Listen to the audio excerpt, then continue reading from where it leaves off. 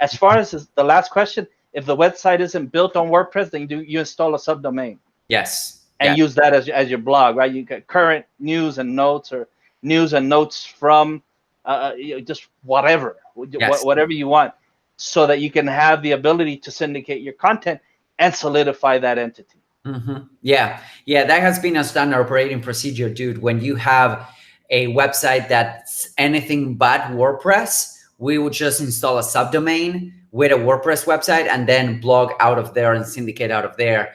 And if that's even true when it comes to clients, right? When it comes to clients, they can come from all over the place. Lucky for us, I think that WordPress powers up like 80% of the internet or something crazy like that. You know, it's not even funny. But if you happen to come across a client that, you know, goes through, I don't know, like something like a oops, I lost the screen. So there we go. Something like a